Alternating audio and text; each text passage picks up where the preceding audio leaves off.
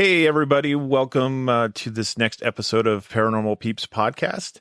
And we have quite the guest for you guys today. But before we introduce her, let's see who we got around the desk today. Jamie. And Josh. And Elisa is bumming it in Hawaii. So lucky her. So we have the host of Paranormal Life with V. Hi, guys. Thank you so much for having me. Yes, welcome. Welcome. Very excited. Yeah, this is a bit of a not, I wouldn't say challenge, but it was fun getting you on the show. Quest. Yes. Yeah, but I made it. I finally made it. Yeah, and we're super happy to have you here. What got you into the paranormal? It's been a part of my life since I can remember. My mother said when I was just a baby, I'd, stare off at things or smile. My most vivid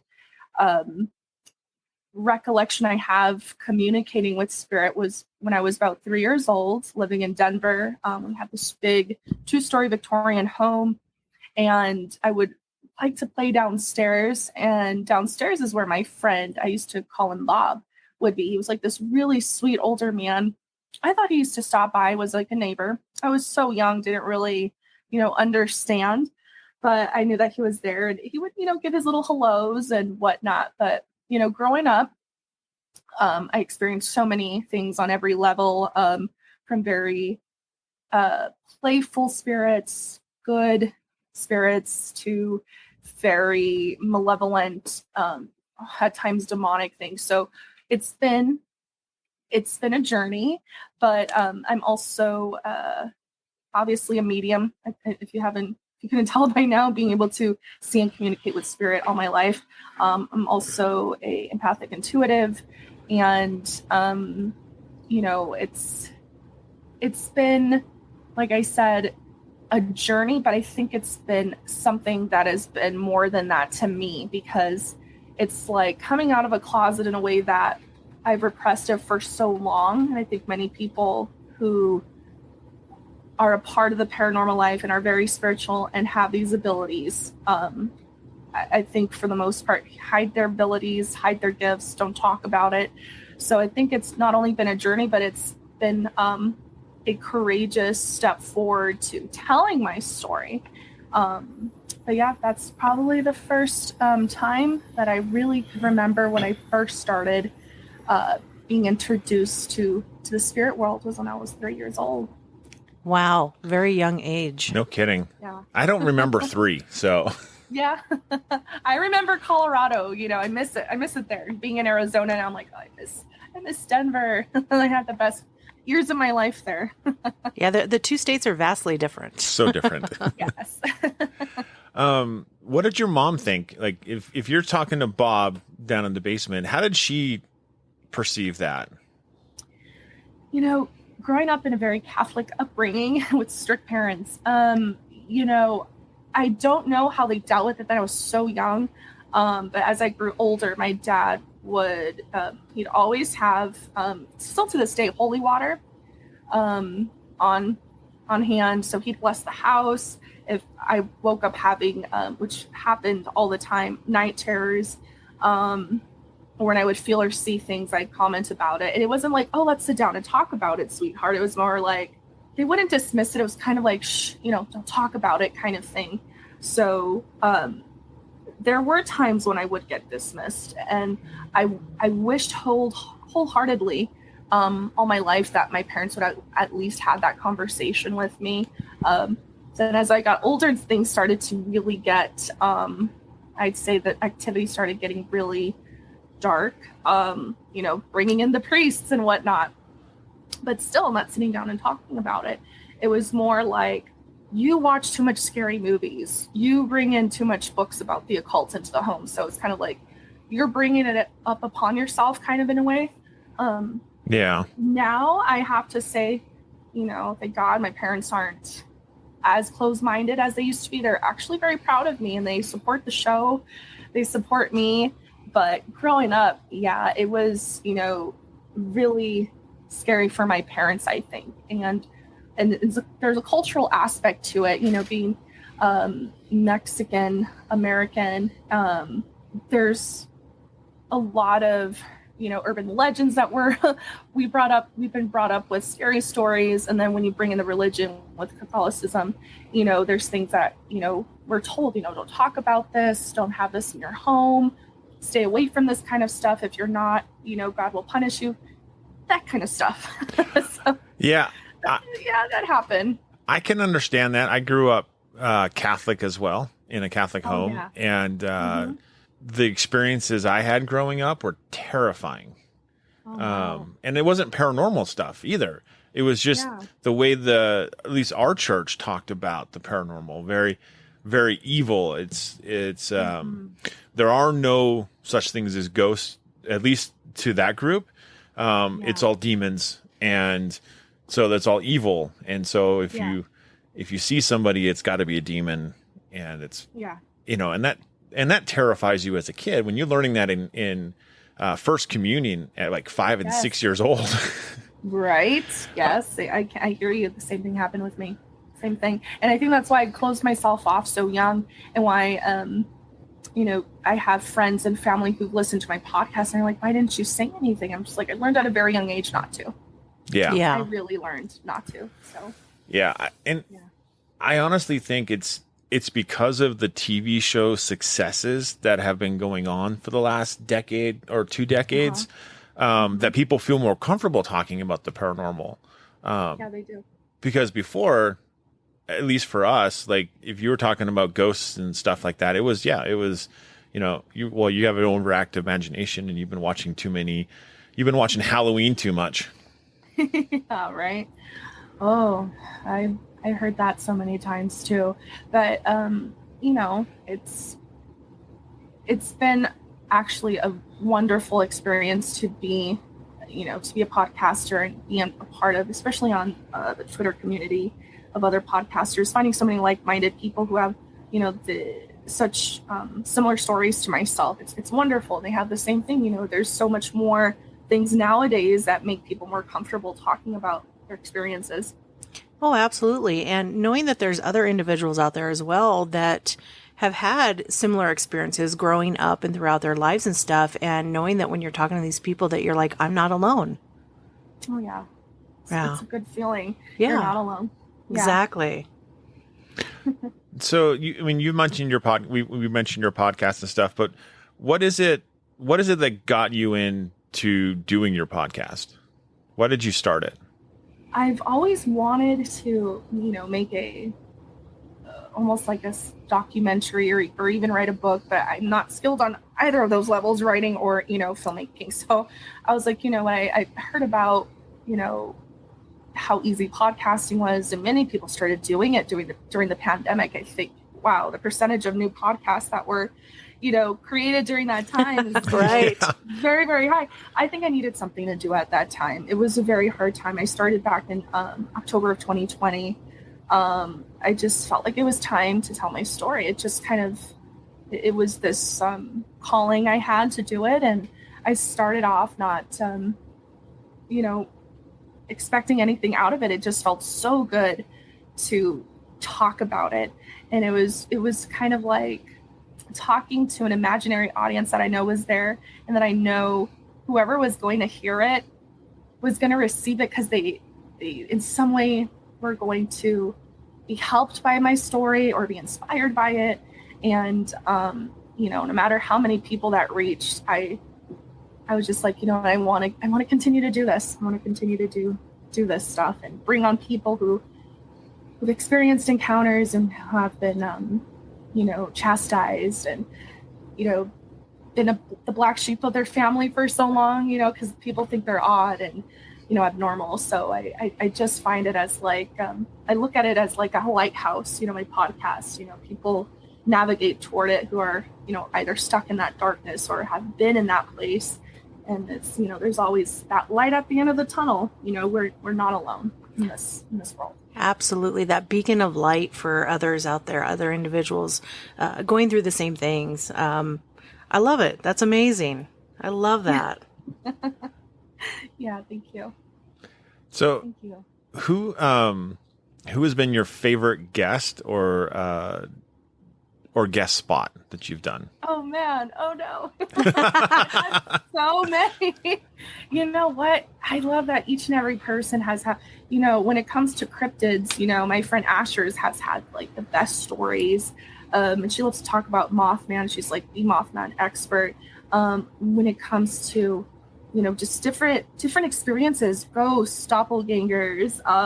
What else have I talked about? My goodness, there's been so many. I can't pick and choose. Their stories are just, they just blow me away. They're phenomenal. And I know these people very well. I've brought in people that I've gotten to know so well over Twitter and learn about their story. And, I always tell people when they come on, before they come on my show, don't tell me anything, because I really want to experience things firsthand. And I really want the audience to feel, my reaction. So there's people that I've talked to for so long, and they haven't told me an experience, and I go, no, let's save it for the show, because I really want this to I want this to pull at me. So yeah, it's been great. I talk about everything on the show, and I think one of the ones, if I'd have to choose something that really affected me for a long time, my friend Greg from MSV podcast came on. He's one of my best friends. He's very highly intuitive like me, a medium as well. And he had a horrible experience, and it really started with using the Ouija board with one of their friends. And from there, things just started to happen very badly. He talks about an experience with a poster he had. It was given to him, I believe, from someone who was a teacher in school. It was of a panda. And he wasn't the only one who saw this. His sister also experienced this, which makes it very, so scary, because there's an eyewitness to it. The poster changed. The panda had this, as he said, my sister came, screaming, and, said the panda's face became demonic. Oh, and geez. There was, yes, there was no way of putting it. I know they tore it up, they got rid of it, but I that affected me so long, because I know Greg, and it was really hard for him to talk about. And there was other things that happened in that home at that time that were just so terrifying. That was probably the one that really stuck to me, because I love pandas. I grew up having those animal posters around my room too, and the thought of something like that happening as a child is so terrifying. Absolutely. Yeah. That creeped me out. Yeah. Just not really having, probably as a child, the understanding of why or how that could be, Exactly. Mm-hmm. is frightening in itself. Oh, totally. Yeah, that'd be terrifying. I don't know. I'd rip all my posters off the wall. I'm sorry. I'd go burn them or something, but. Yeah, right? Oh, man. Yeah, and then it's interesting, too, because, the Ouija board, the spirit board stuff, we are very big proponents of not using them at all, staying away from them. But you find, especially on Twitter, there's a lot of people who are there's nothing wrong with them. They work great, and they're fine, and they're safe. And it's if they were that safe, then you wouldn't have all of these stories running around. Well, exactly. And it's not just that, though. I don't think the Ouija board itself is necessarily evil. I think what it is, it's the intent of the users when using it. Because a lot of people go into it, hey, let's do this. Let's use the Ouija board, or, and let's call spirits forward. And you really just don't know what it is you're calling forward. Exactly. And it's kind of like people who live in a home and experience nothing, and then someone moves out and they experience a haunting. It's kind of like something that's dormant, and it just waits for the right person and someone who's open or has abilities. And I swear I've seen it happen, the same thing. I personally have never used one. I ran out of a sleepover one time when it was brought out, because I was just no, bad feeling, don't want to do it. Right. But I've had people who experience nothing from them, and are very skeptical about it, and just they're like, this is just fake. It's fake sorcery. This isn't real. But I've had so many other people, more than not, say they've had some very powerful, negative, evil things happen after they've used one. Yeah, absolutely. Yeah. Yeah. I mean, I've only ever touched one once. Yeah. And it was during an investigation, actually. We were at someone's home, and they were having some issues in the home, and so we were concerned that it was potentially associated to the Ouija board. So we took it out and started cleansing it and going through that roll through it, and it didn't actually end up being the Ouija board at all. No. It was a Bop It. One of those Oh Bop my It games. Oh my gosh. Really? Yeah. It was a haunted Bop It. Yeah. And I would have never known. And it was crazy because we put it on the table, right? And no one's touching it. Oh, we weren't even standing near it. And it starts going off and talking on its own. Yeah. Oh God. I got the chills. Ooh. Yeah. At one point, so when it lays kind of dormant for a while and you haven't touched it for a while, it says that I'm turning off now. It'll say that, right? Well, we had it on the table and we were over like in the living room area, so we were nowhere near it. And it says, I'm not going to turn off. That's what it said. And we were like, what? Yeah, Oh, it was God. crazy. No, Yeah. yeah, no. Ooh, that's so creepy. Yeah, it was an interesting investigation. Yeah, it was. But sounds like yeah. So we obviously don't talk about using Ouija boards or don't suggest anyone using them just because of all the negative things that people have had happen to them with them. Yeah. Exactly. So you mentioned like on your Twitter page and stuff like that you're helping people with dealing with the paranormal, and I believe you mentioned using the tarot cards. Is that correct? I do card readings. I also do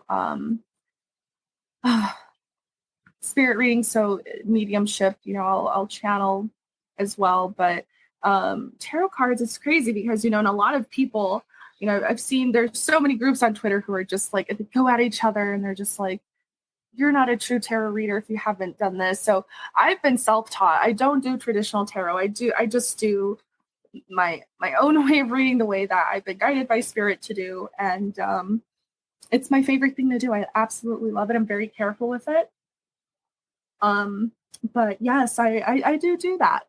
And I have a wide range of decks that I use. So whenever I'm called to do it, I it's definitely something that I do for people when they request it. But yeah. Mm-hmm. How does that work? Because I've had one tarot card reading done way back when I was in high school. So that was ages ago. Almost 30 years now. I think that it really, we were just talking about intent. I really feel that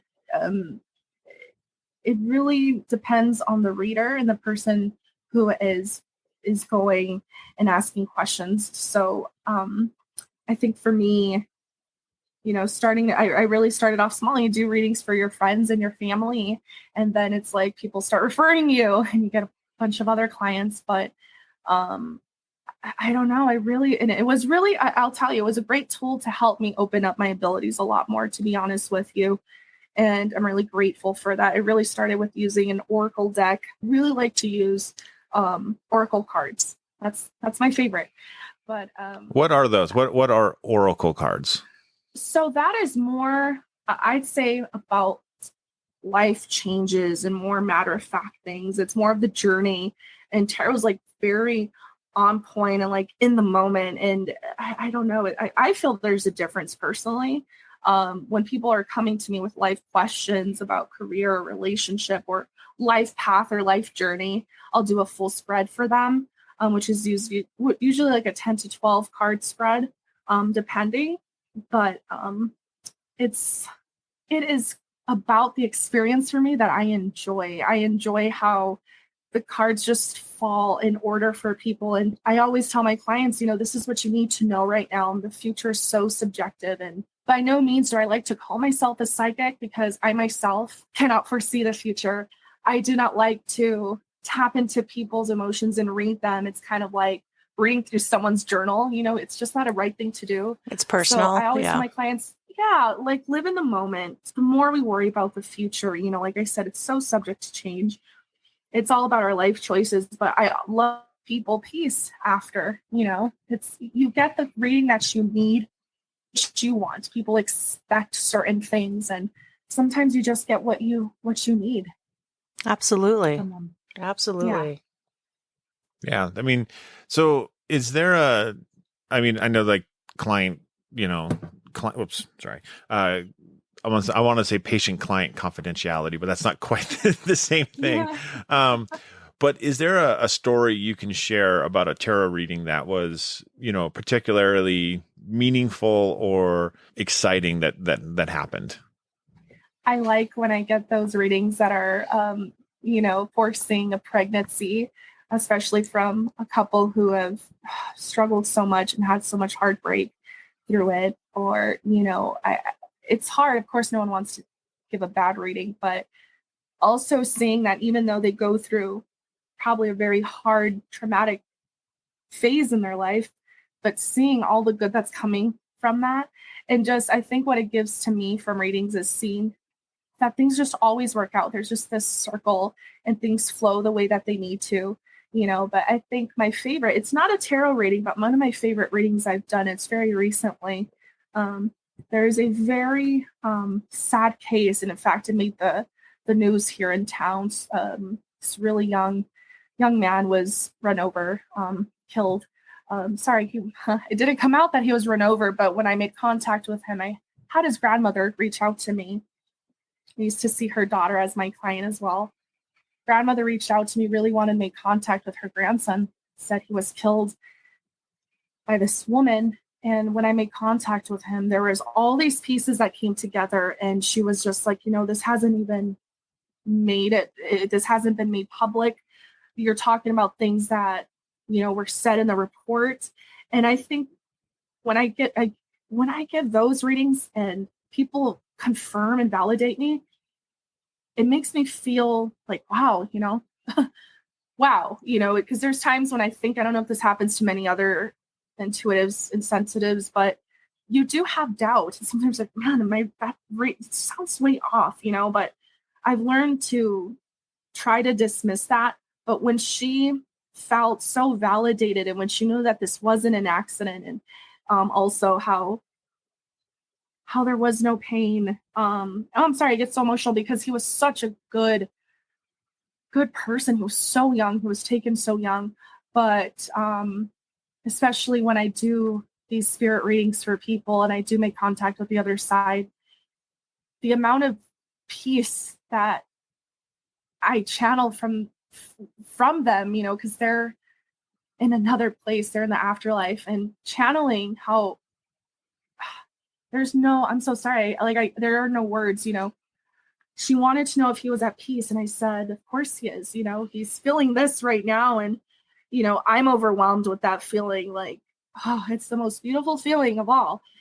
Makes you feel like nothing on earth is a problem. Everything that we think about here doesn't matter. It surpasses things. Right. And, Yeah.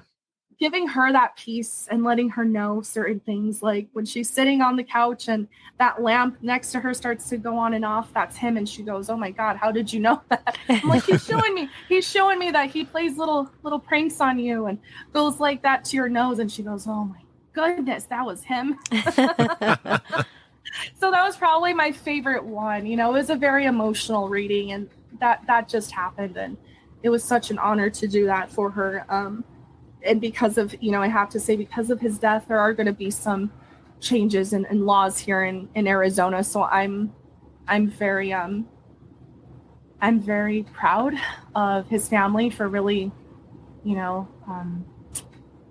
honoring his memory and going forward in legislator to get a lot of, these law passed with reoffending criminals. Absolutely. Wow. Just to be a part of that whole process and to bring those pieces to that family so that they could kind of piece some things together there. And just to know that their loved one is okay, is at peace, and, and that there was good that came from it, from such a tragic, happening. I can imagine that that's just a very wonderful and at the same time overwhelming feeling. Oh yeah, that comes through, and you can just see it and hear it in your voice. Just just sitting here listening to you, you can just hear how empathic you are, and how you just really tune into all those things. So that's amazing. That's really amazing. Thank you. You're welcome. Absolutely. Yeah, it's always, I don't know, it's always good to see people do good with their talents and their gifts. I love it because with all the negative forward things in the world today and everywhere you look it feels like that's at the forefront. And, to look and try to find the good, it's a bit of a struggle, but it is very much out there. And it's with folks, such as yourself that do the things you do that help others, reconnect or, get answers and such. And so there is a lot of good out there, guys. You may have to look a little harder, but it's worth it because it's there. It truly is. Yeah. It's a really hard thing to do, but I think that we have to watch out and be careful with one another. And, we're all human. We all have feelings and everything that's happening in the world, especially if you're saying, yes, I am an empath, and there are many people out there like me, and they're feeling the weight of the world on their shoulders and all the dark energy that's flowing around. So it's just so good to stay grounded and stay balanced. And even though my life is really chaotic at times, I don't let that deal with my inner world. I try to stay as balanced spiritually as I can. Or than that negative energy wants to do, then knock you off of your feet when you're already weak. So it's always good to stay on your toes and absolutely sage yourself, stay cleansed, meditate, pray, whatever you need to do to stay in a good space. That's very good advice. Yeah, absolutely. Yeah, and I was actually going to touch on that too. I was going to ask you because Jamie's a bit empathic. I could tell. I was going to say that. And Elisa, our other co-host, is also empathic and sensitive as well. And so the question I have for you is, how do you deal with just all of the being able to feel all of these people's emotions when you go to like Walmart and all of these places? How do you deal with that and keep yourself from having that really affect you? First of all, I say thank God for pickup now. You can do pickup in the store now. But, when I met, I just came back from a very long vacation. We went to the beach in Mexico, and there's just, it was wonderful. It was great. But yeah, I get really exhausted. I get really tired. It's kind of like, I'd say, I don't know, holding up, like you're in a cardboard box and you're holding up everything. Like I feel like I'm in this box all the time trying to hold my shield up, and it's exhausting. But sometimes it's, hey, I have to be honest with people. It's overwhelming. It's straight up overwhelming at times. It's depressing. You feel all these emotions, and I think that's the best thing to do is to just allow yourself to feel them. Mm-hmm. Repressing things is so bad. Take it from me, but I'd say the thing that really overwhelms me the most is probably going to social gatherings more often, just because I feel like if I'm close to those people, bringing everybody together, it's like, I feel a lot. I feel a lot when I'm around them, and it's really hard not to. But, when you're, I think that's the hardest part is turning that off. And I've learned to, again, but I think it's harder when you know people and you get that feeling like, they're envious or just, being negative, and it's hurtful. It's hard not to show it on your face when you're around someone in your family or a group of friends or acquaintances and you know that they feel negatively towards you, or you're around a person who you say, you know, I don't trust her, and someone's like, you know, how can you say that? You don't even know her. And you kind of explain it to them. Well, I'm an empath. I'm pretty much, I can see right through. You know, I'm a sensitive. I can feel this person is bad news.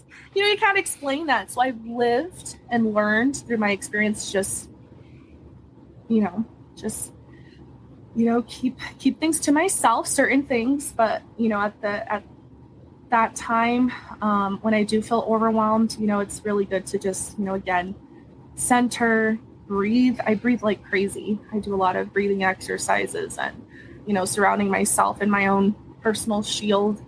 But I think that's the most important part for people who are empathic, to do that religiously. No matter what, even if you're going to the gas station, you step foot outside your door, center and protect yourself. Right. Absolutely. Like clear release and cross over all that negativity. That's right. Oh, yeah. Absolutely. Yeah. I mean, going out in the public can be tough for a lot of people in general. Yeah. Yeah. So it's so bad out there right now. Who wants to? Right. Who can afford to? That's the other problem. Right? Who can afford to do anything? Oh man. Yeah. So. Oh. Okay. I'm so sorry. No, you're fine. Voice in my home, and I'm all alone. Oh my. It's okay. That happens. As long as it's nothing bad. No. My home's just, I have people coming in and out, but it's beautiful here. It's a really good energy, but I'll be surprised. I want to know if you guys picked up on anything. Oh, when we go back and listen, we'll have to let you know, because a lot of times when we do these, we end up getting a voice or two that comes in. Usually, so same here. I have a scrubber. I call him my scrubber. My friend D. He'll listen to my episodes and be like, "I found another one." And you know, like he finds EVPs here and there. So nice, love it. Yeah, it's always fun. I'm so sorry, but I definitely missed your question. Oh, I didn't get started on it. So okay, no, we're good. Yep, we're perfect. So no, I was going to ask. It's interesting because you talk about growing up Catholic and also being sensitive.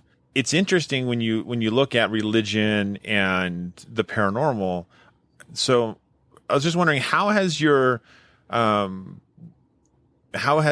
being involved in the paranormal changed any of your religious views or how you feel towards those things? You know, I think that my faith has actually kept me very protected, and because I think things would have been a lot worse. But I feel like growing up that way and, you know, doing my First Holy Communion and confirmation, I feel has brought a very high level of protection around me. But not only that, being able to communicate with the afterlife and knowing for a fact that, you know, I've had also religious experiences. So I feel like my faith is very strong. And I always tell people I have a really good relationship with God. And I know him in many forms, and I do. I've done a lot of research in every religion. I've still very into practicing Buddhism, and one of my very, very favorite teachers, and he just recently passed. Buddhist teacher Thich Nhat Hanh, which he had this book called Living Buddha, Living Christ, I believe. Sorry, don't quote me on that, but he spoke all the time about, how Catholics were just welcome into his monastery to practice, because he was just like, Jesus is like the Buddha. Buddha is a word that means enlightenment. We can all have that in us, that ability. So he changed the way that I perceive and look at things. And, I feel like God appears in different forms and in many ways to many cultures. So for me, I know what God looks like. Not personally. I meant meaning like what he looks like to me, right. And what I perceive him to be, and what I perceive, what I believe in him to be. So, I think that my religious upbringing has helped me. I don't say I'm very religious per se. I don't go to church as much as I used to. I used to get very ill when I would go into church. Actually, I used to faint. Oh, wow. So, yeah, that was during a really hard time. So I have like these very mixed feelings about it. Want to bring my children into it. I want my children, they've been baptized already. I want them to do their Holy Communion, of course, but I'm not active in the church. I'd say I'm a much more spiritual person than anything. I can Okay. totally relate to that. Yeah. Yeah, we're very much kind of in the same boat. We don't go to church. We have in the past, of course. Finding one where we're currently at was difficult. And we never did find one that we're comfortable with. No, not long term. No, Not long term. Yeah, comfortable has a lot to do with it, right? It does. Yeah. It does. It's about the energy. It's about the feeling you get when you're there. 100%. Yeah. So I've known a lot of religious people. I'm so sorry. A lot of religious people in my life who have been really easily manipulated. yeah. And they're quite evil themselves. So I can relate to the whole more spiritual yeah, than religious aspect. I really can. yeah. It's interesting though, because I look at it too as a form of like the paranormal is a way of form of validation, right?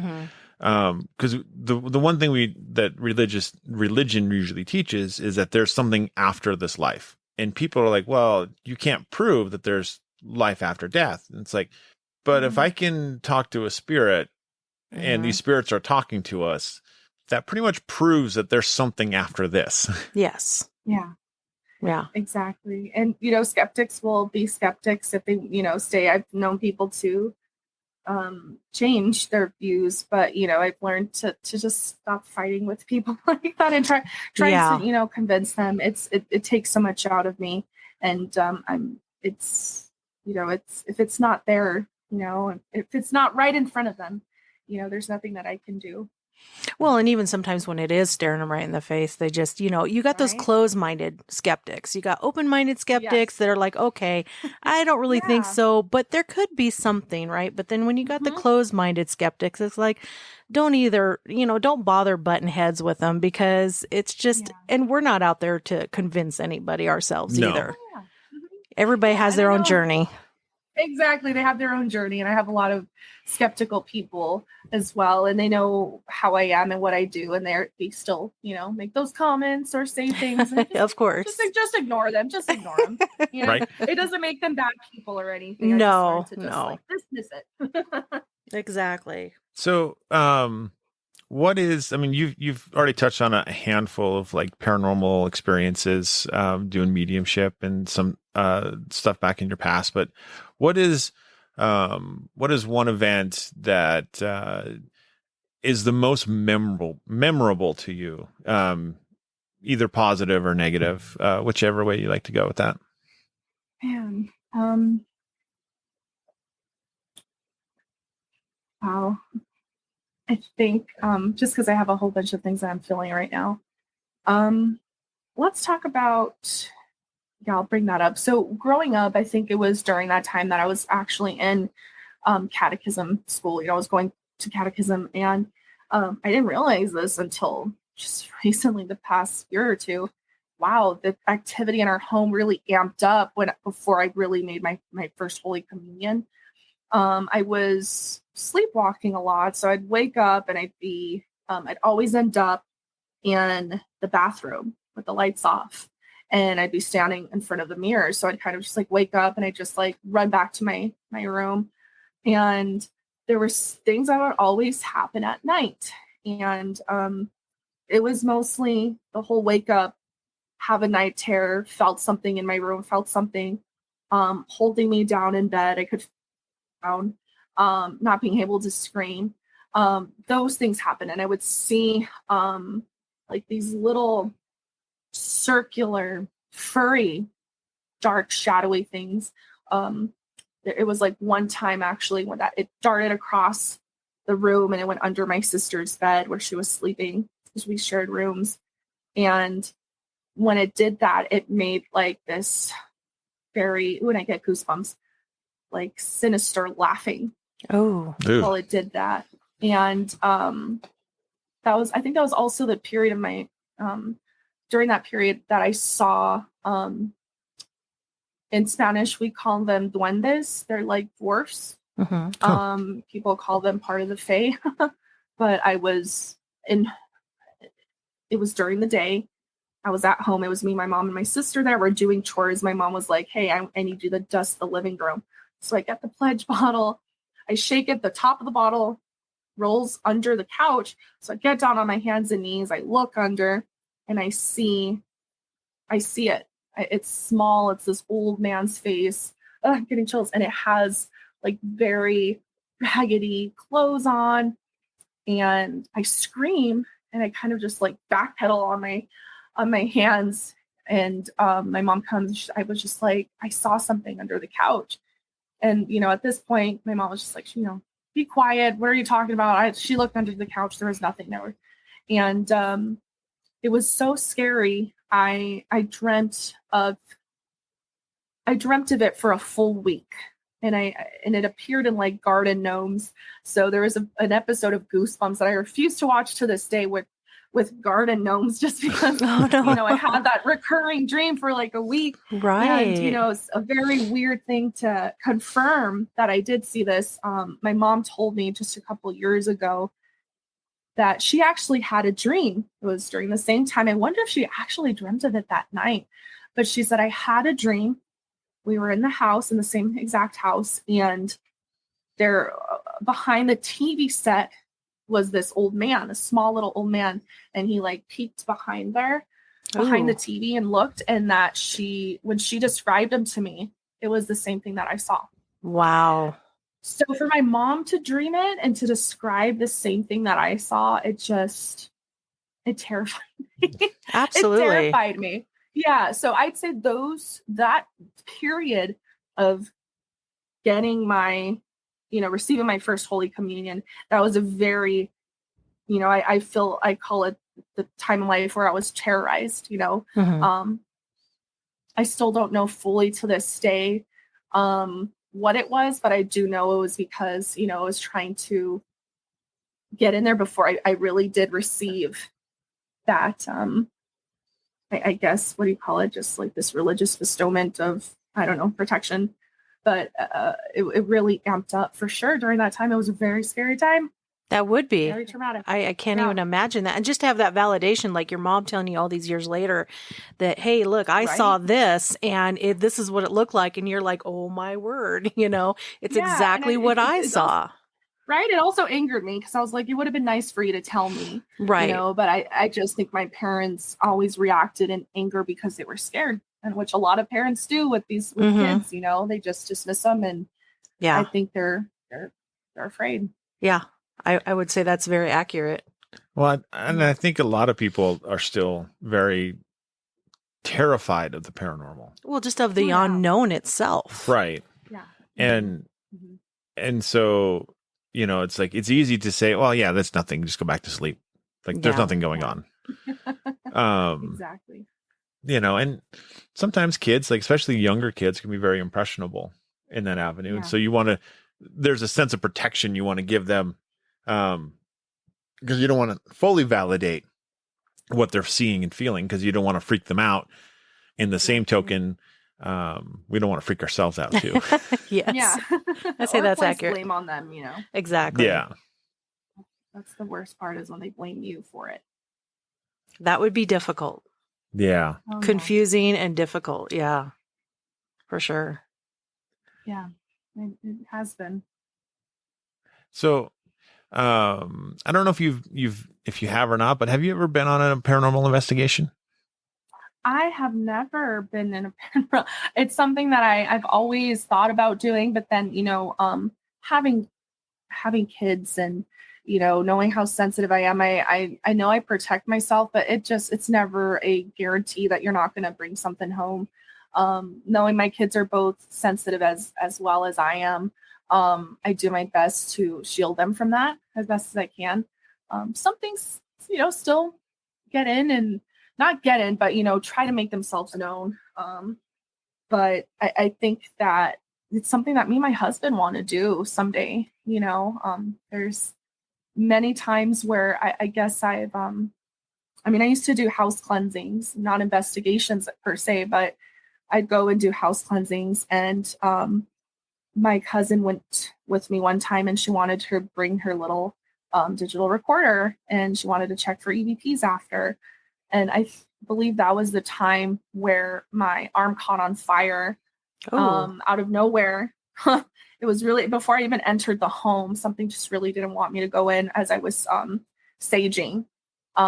It just happened, just very too fast to count. Something popped behind us. It drew our attention as we looked over, and then that's when I looked down and my arm was on fire. Oh my word! The literal fire, like flames. Yeah, literal fire. My cousin had to come and help me put it out. I was putting it out myself and doused it with holy water. That was a very hard cleansing. They were being tormented by like a curse by one of her sisters who was practicing witchcraft in Mexico. My goodness. Very scary. That was a really scary time. But yeah. Totally understand the trying to, especially if your kids you've passed kind of down your sensitivity to them, trying to protect them and stuff. So I get why you wouldn't probably as willingly go out and do the investigative portion of the paranormal. Yeah. There's a lot of stuff you're going to walk into a home and it's, you just never know. You don't. And that's very true. Yeah. And we've actually, we've only ever done one home investigation. Mm-hmm. We stick to the more commercial side of things. So like humans who have passed on.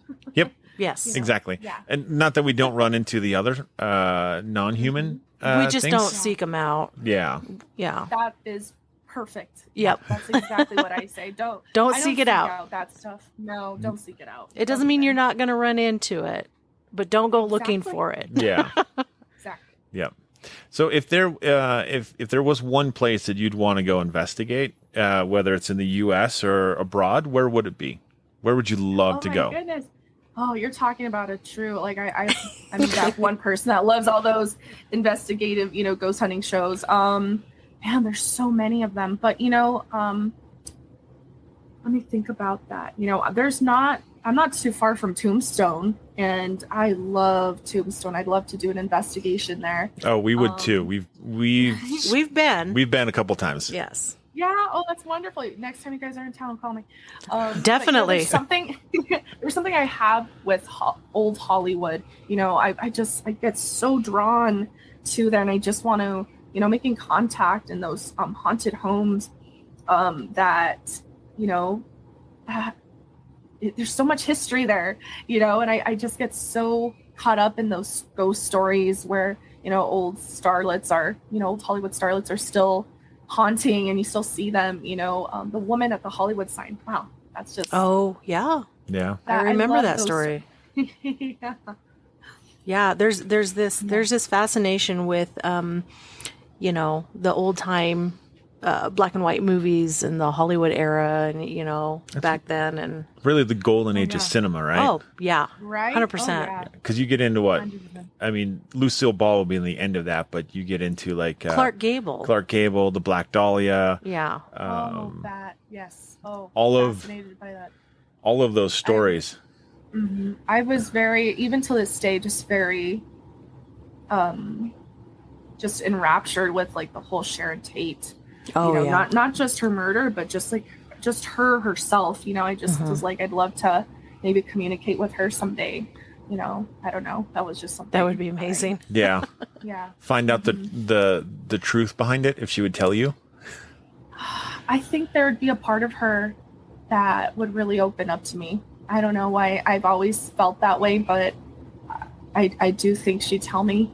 I don't know. Well, I definitely hope you get that opportunity one day for sure. Oh, I'd love to. I'd love to. Yeah. Make that part of my life someday. People keep telling me that, like, oh, you're gonna get discovered. You're gonna be doing all these things. I'm like, I don't see it. I don't see what you're seeing. Oh my goodness. Well, definitely if you were to take a trip down to Hollywood, I mean, the Hollywood sign would be, if you could get up there, right, that would be a great place to go. I think the Queen Mary down there Yes. would be an amazing place for you to go Once as well. it reopens. Yeah. Yeah. Oh, yeah. Winchester Mystery House. Oh, you're that naming all of the right? Let's do it. We should do an investigation together. We should plan a trip. Well, see, I've always wanted to do so since the first time we got into the birdcage and we had our crazy experiences there. Yeah. Right? I would love to go back. And that's so when we first went to the birdcage, I wasn't into the paranormal. I was actually still terrified of it.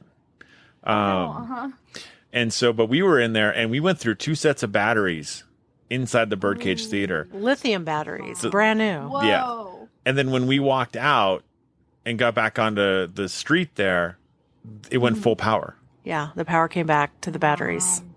Yeah. You know, that reminds me of there's another place, you know, Bisbee. Oh, it's such a beautiful little town. Love Little mining Bisbee. town. Yeah. Right? The Copper Queen. Oh, I would love to go there. Yeah. Queen Anne Mine. Yeah. We did a tour inside the Queen Anne mine. Yep. Yes. Uh-huh. That'd be great if we can investigate there. Yep. Yeah. I'll have to get it set up. Yep. Because it's really not that far. Like we are only 9 hours to Phoenix from where we live, and so you know, from Phoenix to Tombstone is a short hop at that point in time. And we're used to long drives. Yeah. Yeah. Well, that's awesome. Plan it. Let's do Exactly. Absolutely. We should. Absolutely. So where can people find you? Find your podcast and find you on social media. Well, you know, podcast available everywhere: Apple, Spotify, Google Podcasts. You can find me over on Twitter at @VLifeParanormal. That's my Twitter handle. That's basically the only socials I have. I'm also on Good Pods, so if you're part of Good Pods, you get your podcast there. Go find me. And yeah, that's pretty much it. Yeah. So to all of our listeners out there, you know, go check her out. Go check out her podcasts. Follow her on her social media pages. Yep. Absolutely. Thank you. And where can they find us? You can find us on Facebook at Paranormal Peeps Podcast, as well as Cold Spot Paranormal Research. Yep. And you can find us at Twitter at CPR Paranormal and on Instagram at coldspot_paranormal_research. And like always, everybody, stay ghosty, my peeps.